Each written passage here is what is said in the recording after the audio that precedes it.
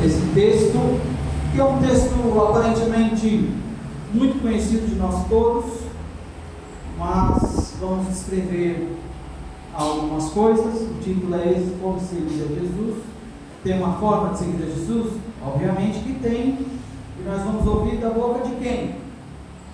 Do próprio Jesus. Então não é segundo o presbítero Cleiton, segundo o pastor fulano de tal, ou quem quer que seja, mas é segundo o próprio Jesus disse.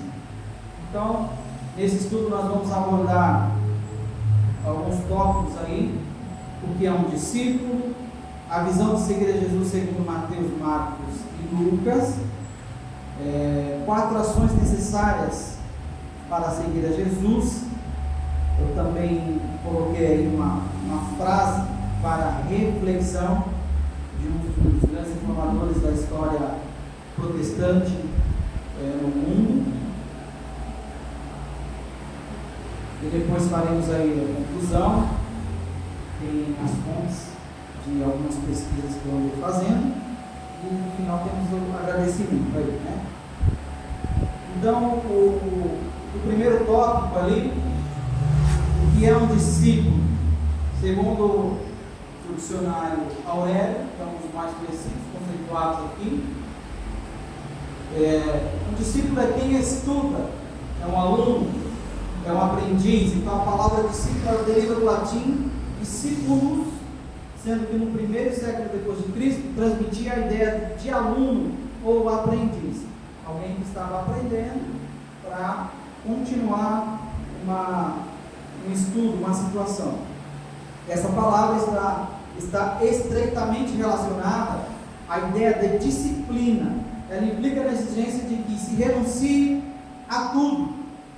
Então, o estudo que nós vamos fazer, eu não sei se terminaremos hoje ou se prosseguirá por mais uma semana, mas ele é mais nessa questão da disciplina, de se entender o que Jesus quis dizer, narrado pela visão de Mateus, Marcos e Lucas. Essa passagem ela não está escrita no Evangelho segundo João, por isso que eu só trouxe a visão dos três, né?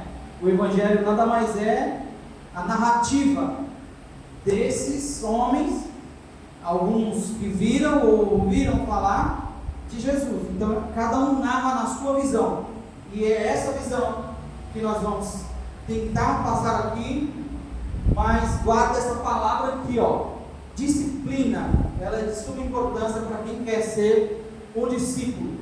Se o discípulo deriva de disciplina, então entende-se que para ser discípulo, para ser aprendiz, um aluno, eu preciso ter disciplinas, porque o nosso organismo vai dizer que não é para fazer aquilo que eu preciso fazer, e então eu preciso ter disciplina. A disciplina nesse sentido, não a disciplina de correção, entende? São vertentes diferenciadas. Vamos lá. Então vamos ver na visão de Mateus, como ele narra. Mateus 24, versos 24 a 27, diz assim: Então disse Jesus aos seus discípulos: Se alguém quiser vir após mim, renuncie a si mesmo, tome sobre si a sua cruz e siga-me. Porque aquele que quiser salvar a sua vida, perdê-la-á. E quem perder a sua vida por amor de mim, achá-la-á. Pois que aproveita o homem ganhar o mundo inteiro, se perder a sua alma? Ou que dará o homem em recompensa da sua alma? E o verso 27 finaliza: Porque o Filho do Homem virá na glória de seu Pai com os seus anjos, e então dará a cada um segundo as suas obras. Essa é a visão que Mateus escreve.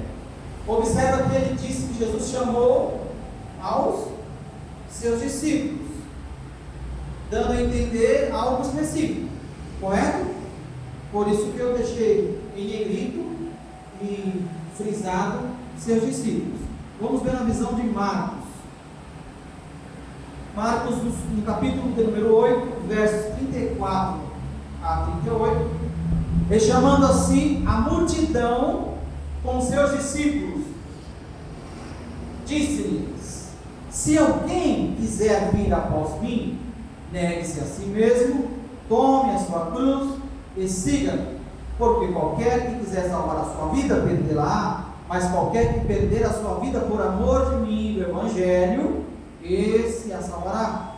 Pois que aproveitará ao homem ganhar todo o mundo e perder a sua alma? Ou que daria o homem pelo resgate da sua alma?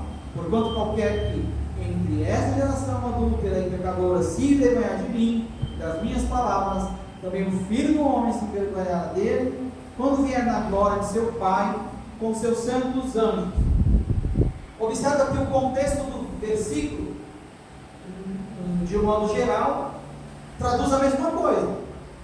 Mas Marcos diz que Jesus chamou a multidão com seus discípulos. Então já não é mais específico para um grupo de homens. Marcos narra que o leque aqui foi aberto, chamando a si a multidão com seus discípulos. Agora o grupo aumentou, não é mais só os discípulos, agora é a multidão, ou seja, todos que estavam ali, concorda? Se a multidão eram os que estavam ali, juntamente com os discípulos. Vamos ver como o doutor Lucas narra isso aí? Lucas, capítulo de número 9, versos de 23 a 26, lembrando que Lucas é um doutor, estudioso, então algumas coisas que Lucas vai descrever, ele acaba descrevendo com um detalhe maior, uma riqueza maior. Alguns assuntos ele traz desta forma. E nesse contexto, que é a pauta do nosso estudo, Lucas diz assim: e dizia a todos: se alguém quer vir após mim, negue-se a si mesmo, tome cada dia sua cruz e siga, porque qualquer que quiser salvar a sua vida, perderá, mas qualquer que por amor de mim perder a sua vida, a salvará. Observa que o texto daí para frente vai tudo igual. Porque que aproveita o homem granjear o mundo todo, perdendo-se ou prejudicando-se a si mesmo? Porque qualquer que de mim e das minhas palavras, aqui ele fala palavras, Marcos fala Evangelho, se envergonhar, porque qualquer que de mim, das minhas palavras se envergonhar, dele se envergonhará o Filho do Homem, quando vier na sua glória, e na do Pai e dos santos anjos. Observe que lá no início, Lucas dá aqui, Jesus dizia a todos, e não é somente aos discípulos, como diz Mateus, perdão, e não somente a multidão e os discípulos, como diz Marcos, mas é a todos. Então Lucas abre o leque, porque Lucas entendeu, peraí, esse negócio aí não é só para nós, os discípulos, ou só para a multidão que está ali, é a todos, porque todos eles, após essa questão se é discípulos, a multidão, discípulos, se é a todos, o texto daí para frente é praticamente igual. Se alguém quer vir após mim, então aqui entende-se que abre-se o leque. Toda vez que a palavra de Deus, que nos evangelhos principalmente, que Mateus narra de um jeito, Marcos narra de outro, Lucas narra de outro, aí você pode me perguntar, então, mas com qual versão a gente fica? Com a versão que engloba todos.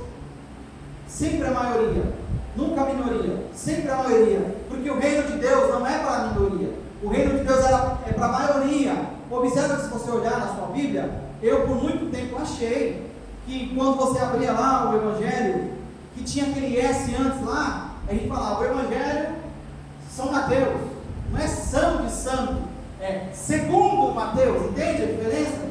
Então a gente vai mudando algumas coisas. Então o Evangelho segundo Mateus significa que o Evangelho não é de Mateus, o Evangelho é de Jesus Cristo, visto na visão de Mateus, entende? Por isso que é segundo e não São Mateus, São Marcos, São Lucas, São João, como muitos nós, falávamos, usávamos no altar, já estive em várias igrejas que os pastores ou quem estava ministrando falavam, o Evangelho segundo São Mateus, não é São Mateus, é o S ponto, é o segundo Mateus. Mateus narrou segundo a sua visão. Então nós entendemos aqui que é todos.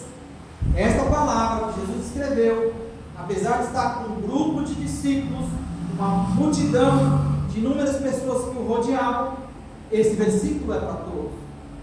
Esse alguém somos nós que aceitamos ou os que haverão de aceitar. E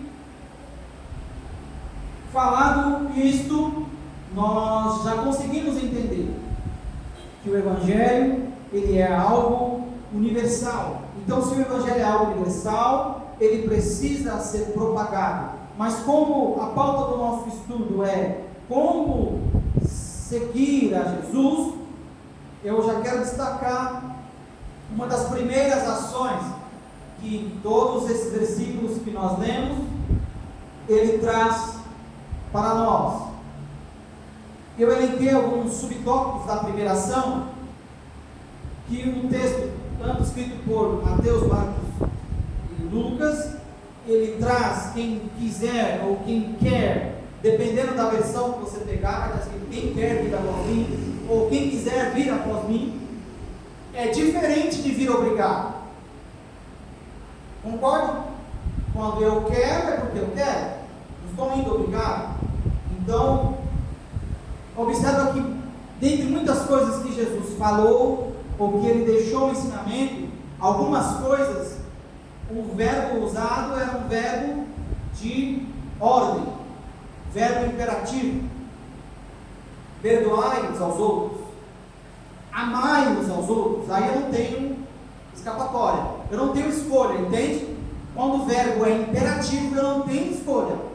Ou eu faço, ou eu faço, entende? Não tenho escolha. Aqui é diferente. O verbo é quem quer, né, o verbo em uma outra conjugação, ou quiser, que é do verbo querer, é diferente de vir obrigar. Dito isso, tem que ser uma coisa prazerosa. Isso tem que me trazer satisfação. Por isso que é algo voluntário. Não pode ser algo obrigado. Algo obrigado, você consegue fazer com prazer? Não consegue, verdade? Imagine que o pastor Gilberto foi professor por mais de 30 anos, isso? Se o senhor fosse todo dia dar aula obrigado, como seria isso? Seria por prazer? Por satisfação? Talvez o senhor não estaria ajudando os seus alunos, ao invés disso prejudicando. Eu tenho que vir aqui, cumprir meu protocolo, faço qualquer coisa aqui, tá bom. Né? Porque a gente entende que seguir a Jesus é renunciar muitas coisas. Vou chegar lá.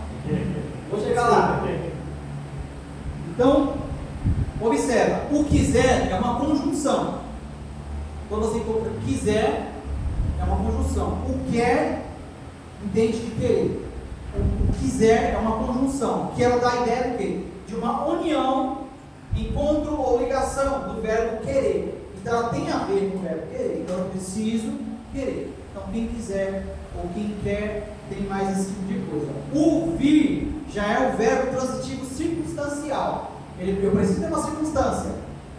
Por vir pode-se ter uma ideia de caminhar, de andar. Aí eu me lembro agora de um versículo, não me lembro onde está escrito, mas que ele diz assim: andarão dois juntos se não estiverem de acordo? Oi? Amós 3,3. Obrigada, missionária. Amós 3,3. Eu acabei de lembrar aqui, pela minha mente feminina, da missionária Ivanilde. Amós 3,3. Então, observa, o verbo transitivo, circunstancial, que dá a ideia de caminhar, de andar. Então, falando da primeira ação, quem quiser vir após mim. Olha quantas coisas a gente já aprendeu. Quem quiser vir após mim. O após mim, Jesus tem que estar à frente de tudo, senão não funciona. Então eu entendi que para eu seguir a Jesus, eu preciso querer. Não pode ser algo obrigado. Tem que ser algo prazeroso. Sim. Tem que me dar satisfação. Sim. Porque o quiser quer dizer união, que eu preciso de uma ligação. O verbo vir quer dizer que eu preciso caminhar. Sim. Aí agora que você quer, que você tem prazer, que você sente satisfação, que você já entendeu a intenção do verbo, aí vem o após mim. Não é da minha maneira. Olha só. Jesus sempre à frente de tudo. Seguir quer dizer, o após mim quer dizer, eu vou segui-lo até mesmo sem saber o destino. E eu preciso dar importância ao que ele quer para mim. olha só, dar importância ao que Ele quer para mim. Então, a partir desse momento, eu já deixo as minhas ações, o meu querer de lado. Porque até então eu estava entendendo, é algo prazeroso, eu preciso querer, eu preciso entender, mas o após mim vem traduzido para nós que não é da minha maneira, é da maneira dele. Nós estamos apenas na primeira ação. A segunda ação que eu elenquei aqui traz exatamente, depois que eu entendi todo o contexto, que eu preciso querer, tem que ser algo prazeroso, satisfatório. Agora vem a segunda ação, eu preciso negar a si mesmo. Quer dizer que a primeira ação em si não é suficiente? Não, porque se fosse suficiente, Jesus pararia por ali o versículo. Se todos eles narravam igual, eu mostrei para vocês a diferença do texto, que era somente o início. Um disse que era Jesus chamou os discípulos, o outro disse Jesus chamou a multidão dos discípulos, e o outro disse Jesus chamou a todos. Essa é a única diferença, dali para baixo eles narram igual. Então negar a si mesmo traz uma palavra que muitos de nós falamos, mas quando temos que exercer essa palavra a gente não quer fazer. A renúncia. Renúncia é uma palavra forte, mas que é preciso. Eu quero deixar aos irmãos bem claro. Eu elenquei apenas 4 ações, mas nós podemos tirar muitas lições desses textos que ora lemos aqui, mas eu elenquei apenas 4 ações. Essas 4 ações têm subtópicos que eu julgo ser importante para que eu siga Jesus. Lembra que o título do estudo é Como Seguir a Jesus? Então eu preciso saber de tudo. Como que é? Não é da minha forma, é da forma dele. Como é a forma dele? Primeiro, precisa ser algo prazeroso, precisa ser algo que eu quero. Tá? Eu preciso entender que ele está à frente, porque é o após mim. Após mim. Não é na frente, é após mim. Então ele vai ditar o caminho, ele vai ditar o ritmo. Entende a situação? Como é difícil, não é fácil, apesar de eu querer, eu sentir prazer, de eu conscientizar, eu preciso seguir os passos dele, dando o ritmo dele. Não é no meu ritmo, não é da minha forma. Entende como é? Não é um verbo de imperativo, não é um verbo de algo que eu preciso fazer, mas tem condições. O negar-se, que é igual a recusar-se, é colocar os interesses do reino em primeiro lugar. Observa, interesses do reino em primeiro lugar. Como eu sei os interesses do reino? Perguntando para o rei. E quem é o rei? O rei é o nosso Senhor e Salvador Jesus. Aqui eu derrubo e desmitifico toda a questão religiosa. Porque quando aquele homem foi apanhado a caminho de Jericó, que estava como morto, semi-morto no chão, em que aqueles 3 personagens que a Bíblia narra, que desciam e viram aquele homem naquela situação, a saber, o sacerdote, o levita e o... Me ajuda? Na descida lá que o homem... Hã? Que foi isso, aí aqueles personagens que desciam, era o sacerdote, o levita, eram 3 ou eram 2? Eram 2. 2, né? 3. 2 ou 3? Não lembro agora. Mas aqueles personagens que estavam descendo, lembro de 2, né? Que é o levita e o sacerdote. Eles estavam indo cumprir o ritual. Mas na lei de Cristo também não diz que eu tenho que ajudar meu irmão? E por que eles não pararam para socorrer? Você fala assim, aí depois de um certo tempo você vai pensando em algumas situações, e aí você fala, é mesmo, nunca parei para pensar dessa forma. Colocar os interesses do reino em primeiro lugar significa dizer que se eu tenho em casa alguém precisando da minha ajuda, e naquele mesmo dia eu estou escalado, vamos assim dizer, para servir o ministério, ou a ministração do louvor, ou no ministério de louvor, tocando um instrumento, ou na portaria, ou na mídia da igreja, ou fazendo qualquer outra coisa. Naquele dia eu estava escalado, de repente, para trazer uma palavra, contar um testemunho. E se eu tenho alguém na minha casa precisando da minha ajuda, esse alguém em casa precisando da minha ajuda é a minha prioridade. Entende? E a gente acaba às vezes trocando, né, esse tipo de situação.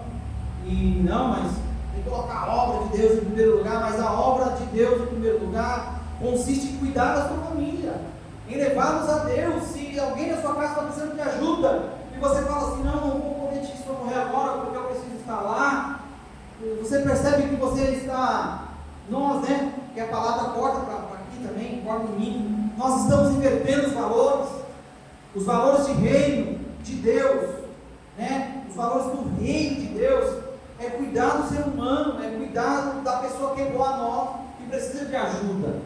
Então, temos que ter muito cuidado quando empregarmos essa questão de colocar os interesses do reino em primeiro lugar, porque aquilo que eu faço, o ritualismo, é que tem derrubado muitos homens, que tem derrubado muitas lideranças, porque segue o ritual, mas não segue a Deus, segue o ritual, mas não se preocupa com se aquilo que estão fazendo realmente está agradando a Deus. Coloca veste, se transveste de uma santidade, e o coração está longe de Deus. Então nós temos que tomar cuidado. Colocar os interesses do reino em primeiro lugar é entender a vontade de Deus para a minha vida. Se a vontade de Deus para a minha vida é parar e socorrer aquele homem ou aquela pessoa que está precisando da minha ajuda, ainda que eu tenha outros compromissos que eu já firmei, que eu faça isso e o nome de Deus seja glorificado. Amém? Continuando, deixar de viver só para mim, para que Cristo vive em mim. Então a renúncia vai além de eu viver a minha vida. Eu preciso viver a vida que Deus quer para mim. Olha, viver a vida que Deus quer para mim não são mais os meus interesses, são os interesses dele. E como subtópico eu também alenquei aqui: se abster do orgulho, da soberba, do ego, que são as principais armas usadas pelo adversário para aprisionar vidas. Observe, principais armas usadas pelo adversário para aprisionar vidas, como está escrito em Lucas 14, no verso 33, diz assim a palavra do Senhor: assim pois, qualquer de vós que não renuncia a tudo quanto tem, não pode ser meu discípulo. Por isso que eu elenquei acima orgulho, soberba e ego. Você fala assim, não, mas quem sabe do que eu preciso sou eu. Eu sei que eu preciso disso, que eu preciso daquilo, se eu não tiver aquilo, se eu não tiver aquilo. Agora, se eu não entender que Deus sabe muito mais além do que eu sei, Deus sabe muito mais além do que eu preciso, e observa que quando Jesus escreve, quando Jesus diz esta narrativa que Lucas escreve no seu livro, no capítulo 14, verso 33, assim pois, qualquer de vós que não renuncia a tudo quanto tem, não pode ser meu discípulo. O que Jesus estava querendo dizer, em poucas palavras, era que para ser um discípulo de Jesus, eu preciso me esvaziar de todo e qualquer conhecimento que eu tenho. Porque quando eu faço isso, eu torno a minha mente livre, o meu coração aberto para receber um novo. Entende? A renúncia para ser discípulo, para seguir a Jesus, ela tem que ser como uma limpeza de uma casa, uma faxina, um guarda-roupa, algo que você vai pegar, e imagine que você vai abrir a porta do seu guarda-roupa, principalmente mulheres que têm muito mais roupas, muito mais peças do que nós homens, né? O homem vai ter o quê? Uma calça, uma camiseta, camisas. A mulher não, ela costuma ter mais apetrechos, né? Sempre coisas para incrementar a sua vestimenta, e ela precisa esvaziar esse guarda-roupa todo, pegar todas aquelas roupas, doar, não sei fazer. para colocar roupas novas. Então, ser um discípulo de Jesus, eu preciso exatamente me abster do meu orgulho, da minha soberba, do meu ego, achar que eu sei, que eu faço, que eu posso, porque quando eu digo que eu vou me tornar discípulo, eu esvazio-me para receber o novo de Deus, para que a partir dali eu possa viver uma vida diferenciada. Lucas 14, 33, o próprio Jesus disse isso. Qualquer de vós que não renuncia a tudo, olha, a tudo, ou renuncia a tudo quanto tem, não pode ser meu discípulo. Como é que você vai aprender algo com alguém se você não quer renunciar ao que você já sabe? Possível. É como eu entrar numa sala de aula do pastor Gilberto, é o professor titular de matemática, e eu entrar lá e falar assim: eu não preciso aprender matemática não, tenho 2 graduações, já aprendi matemática na escola, aprendi na faculdade, não preciso aprender matemática. E o que eu vou fazer na sala de aula então? Não é verdade? É a mesma coisa. Eu já chego com ego, com orgulho, não preciso. Nós sempre precisamos aprender. Então Jesus falou: pois, qualquer de vós que não renuncia a tudo quanto tem, não pode ser meu discípulo. Vamos, segunda ação entendida, vamos para a terceira ação. A terceira ação, agora começa a se desenhar alguma coisa aqui, né? Tomar a sua cruz dia a dia. O versículo diz: quem quiser vir após mim, renuncie a si mesmo, negue-se a si mesmo. Então, tome sua cruz. Observa que é outro verbo. Observa que agora o verbo empregado aqui já é um verbo de, além de ser de ação, é imperativo. Tome, pegue a sua cruz. Já é, porque eu passei pelo primeiro passo, entendi o segundo passo, agora eu vou para o terceiro passo. Você entendeu o primeiro, passou de nível, foi o segundo, passou de nível, agora Jesus fala: tome a sua cruz, não a minha, a sua. Tomar a sua cruz, isso é dia a dia, isso é diário, é algo corriqueiro das nossas vidas. Tomar, também traduzido, quer dizer agarrar, segurar, pegar e não largar. Tomar a cruz não significa suportar algum fardo irritante, mas renunciar às ambições centradas em nós mesmos. Quando eu me esvazio do meu ego, deixo o meu ego, minha soberba, e aí Jesus olha para mim e fala assim: toma a sua cruz. Eu estou dizendo que a partir dali as minhas ambições não estão, as minhas ambições que eu digo que são centradas em mim. Agora é a visão de rei, é a visão do que ele quer para mim. E dentro dessa terceira ação tem um perigo aí. E qual é o perigo de não tomar a cruz? Qual que é o perigo? Então, assim, mas eu entendi o passo 1, estou disposto a fazer. Entendi o passo 2, estou disposto a fazer. Quando chega no passo 3, Jesus fala assim: tome a sua cruz. Aí você olha e fala assim: essa aí eu não vou querer fazer não. Qual que é o perigo de eu não tomar a cruz, de eu não pegar a minha cruz, de eu não agarrar a minha cruz? Não sou eu que estou dizendo, é o próprio Jesus. E aí Jesus responde em Mateus capítulo 10, verso 38. Se você quiser conferir na sua Bíblia, fique à vontade. E quem não toma a sua cruz e não segue após mim, não é digno de mim. É forte isso aqui, né? Pesado, né? Olha, observa. E quem não toma a sua cruz e não segue após mim, não é digno de mim. Observa que você pegou o passo 1. Quem quiser vir após mim, quero. Negue-se a si mesmo. Neguei. Toma a sua cruz. Tomei. Mas se eu não quiser tomar a minha cruz, você não é digno de Jesus. Não é digno de mim.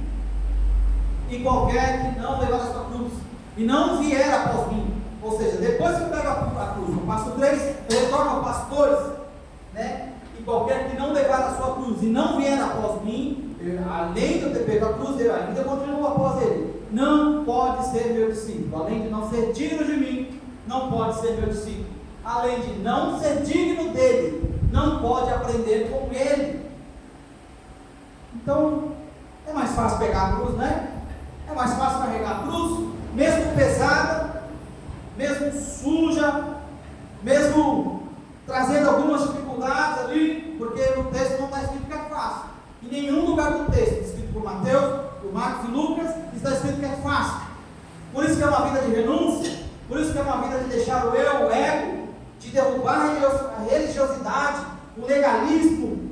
É uma vida livre. Eu preciso entender o que é antes de fazer, não entender depois que está, porque já é mais difícil. Imagine você ensinar algo para uma pessoa de uma certa idade, e você pegar uma mesma criança e ensinando desde cedo. Qual a probabilidade dessa criança aprender mais do que essa pessoa que já está com uma idade avançada? Não é verdade? Então, é bom que eu saiba antes de entender, antes de saber, que eu saiba antes de saber. Por isso que Jesus explica: quem quiser vir após mim, negue-se a si mesmo. Então ele deu as condições: toma sobre si a sua cruz, e depois disso, siga. Eu imagino que Jesus falou isso e saiu andando. Para quem vinha, né? Porque é uma palavra meio complicada. E como o Lucas disse, não foi uma palavra apenas para os discípulos, que Jesus às vezes batia forte nos discípulos. Jesus tinha que ensinar às vezes de forma incisiva, e o forte impacto emocional que ensina você a aprender. Ou às vezes você aprende na marra, né? na frente de batalha. Mas Jesus estava falando para todos. Então a terceira ação, ela traz o perigo. Se eu não fizer, o que acontece? Imagine não ser digno de Jesus e não poder aprender de Jesus. Não ser digno de Jesus, eu quero dizer que eu não aceito o sacrifício dele. Porque se ele sendo, o texto bíblico diz, se eu não me engano é Filipenses, ele sendo como Deus, não se usurpou, ou seja, não subiu ao seu coração a soberba de eu ser Deus, descer lá como homem, sofrer como os homens sofrem. O texto diz que ele não se usurpou, mas ele veio como homem e cumpriu sua proposta. Não teve usurpação de ser Deus. Então, acredite, tudo que está escrito aqui, quer seja mandamento, quer seja conselhos, Jesus jamais teria dito se não fosse possível que o ser humano conseguisse cumprir. Você consegue imaginar que se fosse algo inatingível, Jesus jamais ensinaria para os homens, para nós seres humanos, se fosse algo inatingível. Assim como a fé é algo possível. Nós precisamos tomar posse da fé. Por que é difícil se apossarmos da fé? Porque eu tenho que tomar posse antes de ver. Eu tenho que declarar, eu tenho que chegar antes de ver. Porque a fé não é a prova daquilo que eu não vi, mas eu espero. Não é isso que diz o texto? Em Hebreus 11? A fé é o firme fundamento, ou seja, existe o fundamento das coisas que eu não consigo ver, né? Traduzindo, mas que eu espero. Ou seja, eu tomo posse antes de receber. Não é verdade? Eu serei um homem sábio. Então eu já começo a me importar como um homem sábio, andar como um homem sábio, escrever como um homem sábio, pesquisar como um homem sábio, antes de ser. A fé me leva a alcançar. Por isso que muitos eruditos, muitos críticos, muitos homens por aí afora não acreditam na veracidade da Bíblia, porque diz, a Bíblia foi escrita por homens, fadados ao erro como nós. Sim, ela foi escrita por homens, cerca de 40 homens, como todos nós aprendemos nas primeiras aulas de teologia, mas também está escrito que foram cerca de 40 homens inspirados por Deus. Então eles não escreveram nada dele, eles estavam sob a tutela de Deus, sob o Espírito Santo de Deus. Então não escreveram ali o que eles queriam escrever. Mas eu vou mais além ainda. Tudo bem, você pode não acreditar na Bíblia, que não está, essa Bíblia que nós conhecemos, na forma cronológica como aconteceu as coisas, mas independente de como você a lê, tudo que você lê faz sentido ou não faz. Tudo que está escrito nela, parte já se cumpriu e parte vai se cumprir. Não tem muitas coisas que está escrito aqui que está acontecendo de odiarmos. E odiarão a voz por causa do meu nome. Isso acontece ou não? E se haverá, e que se levantará nação contra nação, reino contra reino. O que está acontecendo? Pais contra filhos, filhos contra pais, nação contra nação, irmãos contra irmãos. Está acontecendo isso ou não está? Pestes. Está escrito na Bíblia? Um livro que tem, sei lá quantos 1000 anos que foi escrito. Mas até hoje, toda vez que nós abrimos a palavra de Deus, ela traz uma revelação nova. Ela não fica ultrapassada, tanto é que é um dos livros mais vendidos mundialmente. A Bíblia é um dos livros mais vendidos mundialmente. E você tem várias versões para todos os gostos. Bíblia da mulher, Bíblia do homem, a Bíblia do obreiro, a Bíblia do adolescente, a Bíblia infantil, a Bíblia animada. Tem tantas opções que você fica até indeciso qual você vai comprar. Não é verdade? Então, terceira ação, vamos caminhar um pouquinho mais. Se os irmãos tiverem um pouquinho de paciência, nós finalizamos ainda hoje. Na semana que vem você começa um estudo novo, é isso? A quarta ação, olha, a quarta ação, ela depende de todas as outras três. Siga-me, vem de um verbo, o verbo seguir, que é um verbo transitivo direto, e traduzido é ir atrás de, acompanhar, ir atrás de ou acompanhar. O ir atrás de quer dizer que exatamente eu vou estar atrás. E o acompanhar quer dizer que eu vou seguir o mesmo ritmo. É igual eu combinar com a minha esposa, falar assim, nós vamos fazer uma viagem, eu vou dirigindo o veículo A e você vai dirigindo o veículo B. Mas você não conhece o caminho, eu conheço o caminho, então você me segue. Aí eu desço o pé a 100 por hora e ela está a 50. Ela vai conseguir me acompanhar? Sim ou não? Não vai conseguir me acompanhar. Eu estou 50 km acima dela. Então, esse acompanhar do texto, que é o siga-me, ele quer dizer exatamente no ritmo que Jesus está. Ele que dita o ritmo. Eu não posso ir da minha forma. Eu não posso ir como eu quero. Se eu estou seguindo, se eu estou acompanhando, imagina eu acompanhando alguém. A pessoa está lá na frente. E eu aqui. Estou falando de tal, não sei o que. Isso não é acompanhar, né? Isso é a tortura, né? Pelo amor de Deus.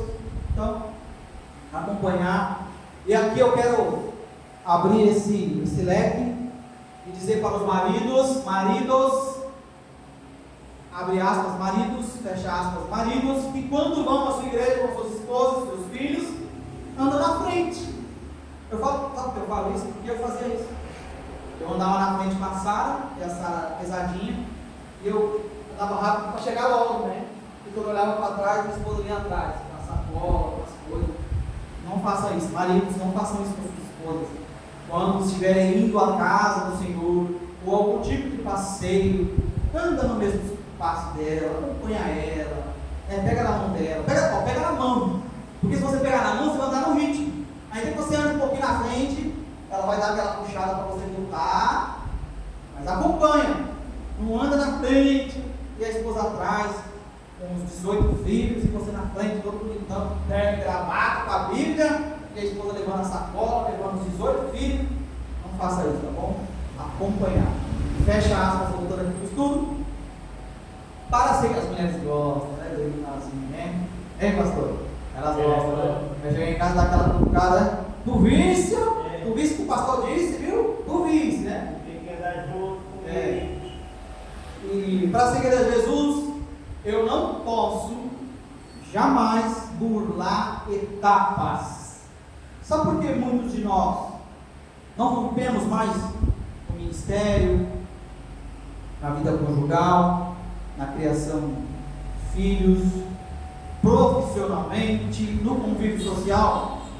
Porque o ser humano tem uma péssima ideia quando se fala em etapas. Etapas, regras, passos, ações. Parece que isso entra na cabeça do ser humano como se fosse algo pejorativo. Mas se eu burlar etapas, eu me torno uma pessoa imatura.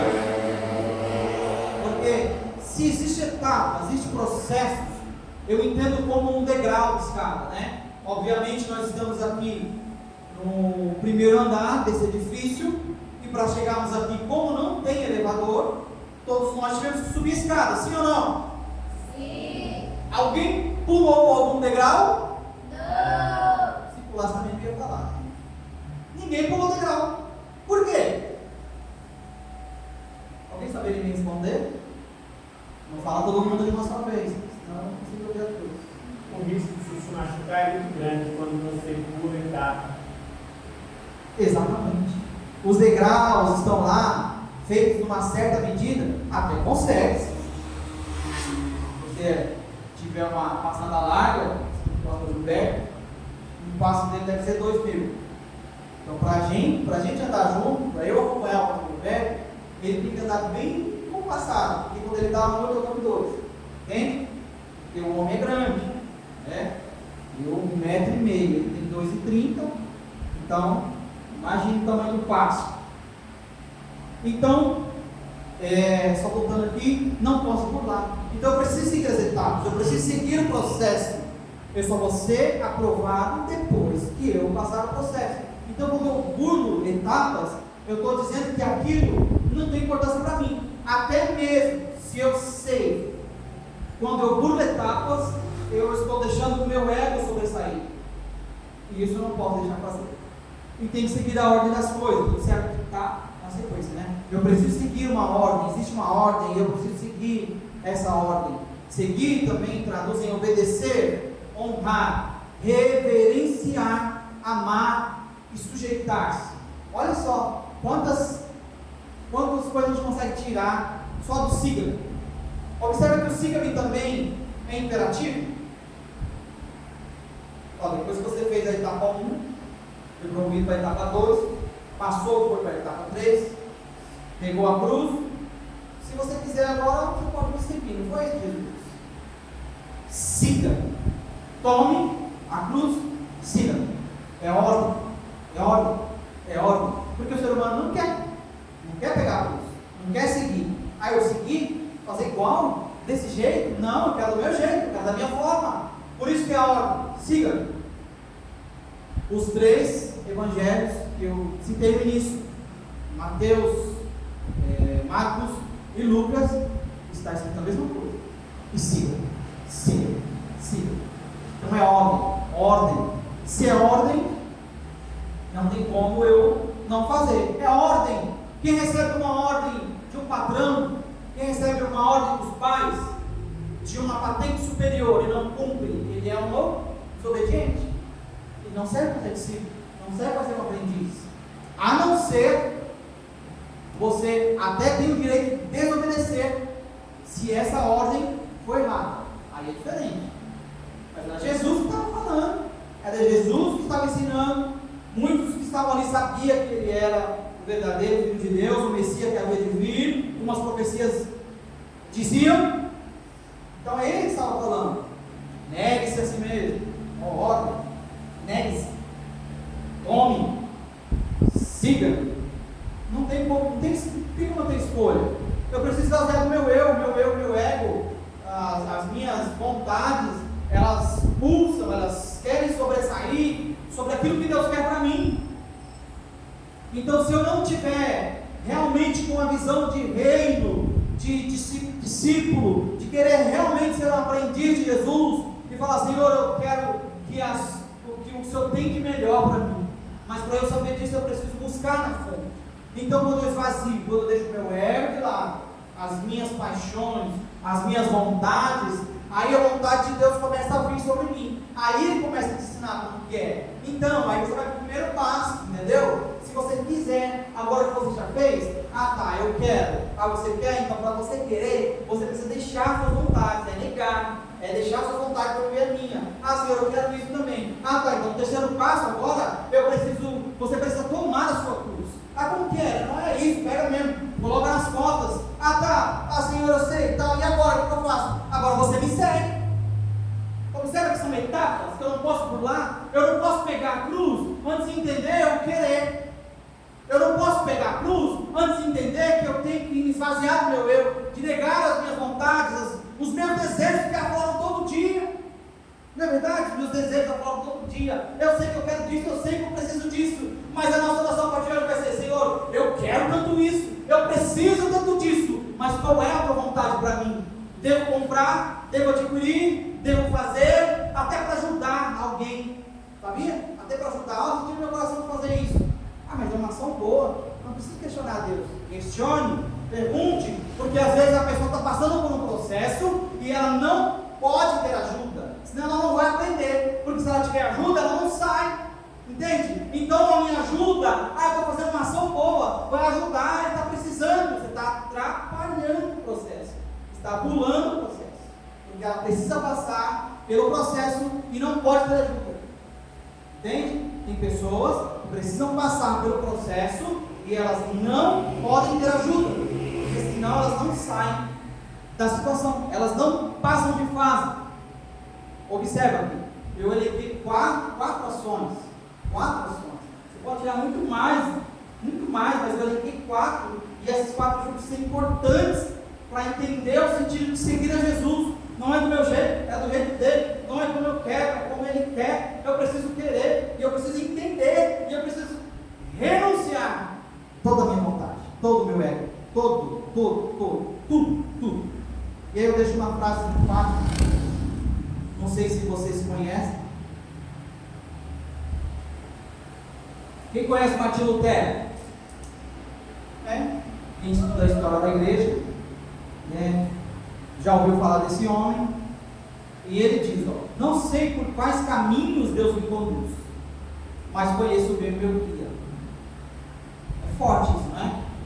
Não sei por quais caminhos Deus me conduz, mas conheço bem o meu guia. E eu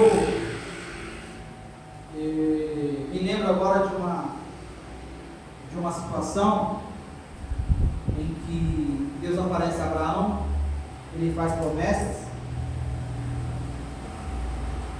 A promessa de Deus foi simples, mas para alguém que nunca tinha ouvido Deus falar, a primeira vez que Deus fala com ele, fala assim: Abraão, é o seguinte, eu preciso que você saia do meio dos seus parentes e vá para um local que eu vou te mostrar.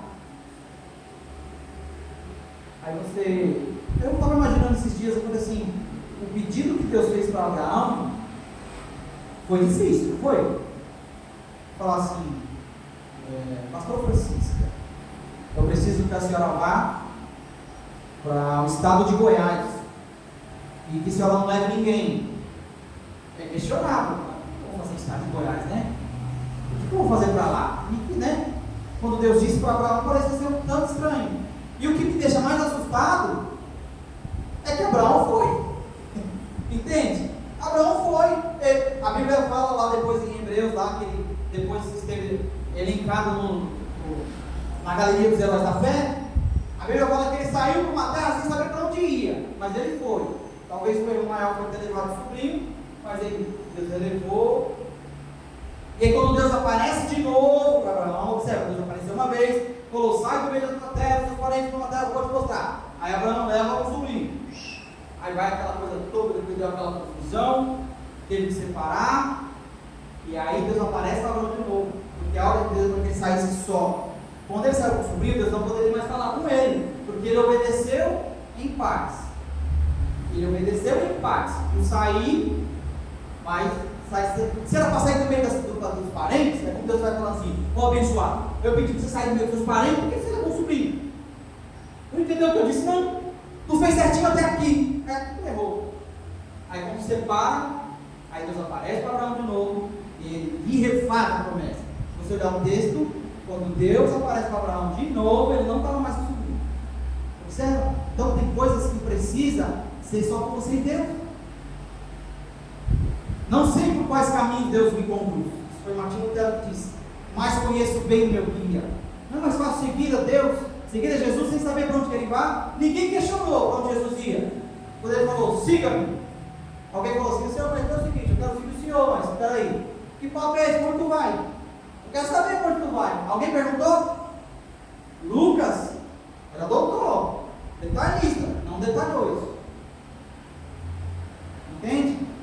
E Martim Lutero fala: não sei por quais caminhos Deus me conduz, mas conheço bem meu guia, um homem que tinha uma particularidade com Deus. Né? É interessante isso daqui, e eu concluo. Vamos ter mais algum minutinho, por favor. Conclusão é: só segue a Jesus quem esvazia-se do egocentrismo desenfreado, quem vive para o Rei, quem obedece e entende o chamado, quem é voluntário, quem entende que suas necessidades não podem estar acima das vontades de Deus. Quando eu me submeto à vontade de Deus, eu estou dizendo para mim mesmo: eu sei que eu preciso disso, daquilo outro, tal, mas Deus sabe o que eu preciso. E de repente, naquele momento, eu estou me sentindo uma vítima, que Deus não olha para mim, que Deus não responde às minhas orações, que os meus amigos, na hora que mais preciso, viram as costas. Só que Deus está vendo tudo e todo, não é verdade?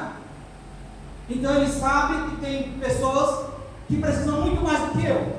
Naquele momento, eu estou num momento de vitimização, não sei o quê, mas Deus, que tudo contempla e tudo vê, Ele sabe que tem pessoas que precisam mais da intervenção dele naquele momento do que eu. E eu às vezes estou achando que eu estou precisando.